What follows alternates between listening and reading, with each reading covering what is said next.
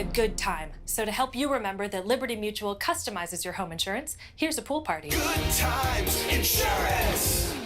Only pay for what you need. Liberty, liberty, liberty, liberty. We are back from the break, Ed. Hi, I'm Isa Zajac, here with renowned scientist John Dalton. Dalton was born on September 6, 1766 in Eaglesfield, England. Dalton was born into a Quaker family, began teaching and working at Manchester Academy in England in 1793, where he worked. He was teaching math until he began his studies in chemistry.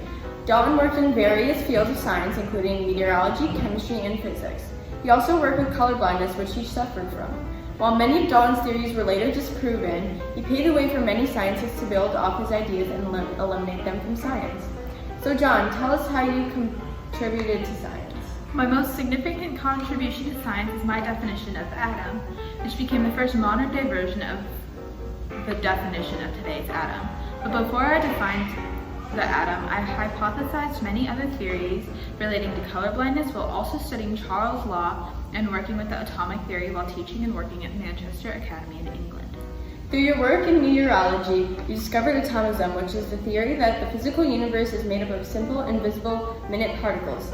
Tell us how you use the atomic theory. I was able to theorize that each chemical element is made up of identical atoms. Atoms of different elements have various properties. Atoms cannot be altered or destroyed, however, they can be combined to form compounds. And finally, atoms are rearranged during chemical reactions.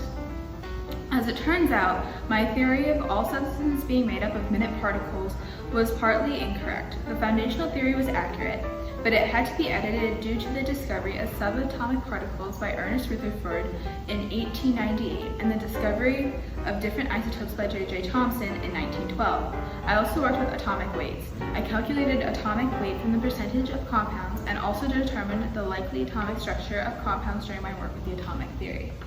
What are the four main ideas you worked on as a scientist? Aside from defining the atom, I worked with Dalton's law, which states that the total pressure of mixture of gases is equal to the sum of partial pressures of the individual component gases. I also noted that all gases could be liquefied and all gases expand the same quantity in heat.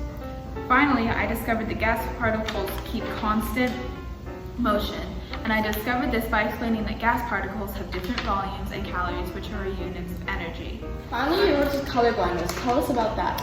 Both me and my brother, Jonathan Dalton, suffered from color blindness. I published the first ever paper about color blindness, which is titled Extraordinary Facts Relating to the Vision of Color in 1798. My theory on color blindness stated that the shortage of color perception was caused by the discoloration of the liquid medium within the eyeball. I also discovered that color blindness is hereditary. I accurately discovered that blindness is hereditary, but my theory of what causes blindness was later disproven. Thank you for joining us today. Your contribution to science means so much to us. Have a nice day. Thank you so much for having me. In honor of Dalton, the strain of color blindness, due to neuropia, is still sometimes referred to as Daltonism today. While many of Dalton's theories were incorrect, he made great strides in science, including defining the first modern atom. In his honor, the unit of the atomic mass, dA, is named after him. Next up, we have Channel 8 weather forecast. Temperatures are quite mild, a little on the muggy side, as you expect. 71 in Weeki Wachee, Plant City, you're sitting at 72. 71 in Bartow, and even warmer near the coast, 77 in St. Petersburg. So yes, it's going to feel steamy all day. As temperatures quickly climb to 89 degrees, there's about a 30% chance of storms, especially in the afternoon, and even more especially east of I-75. So notice the rain chance breakdown, less than 10% through 10 a.m. By 11 a.m. it is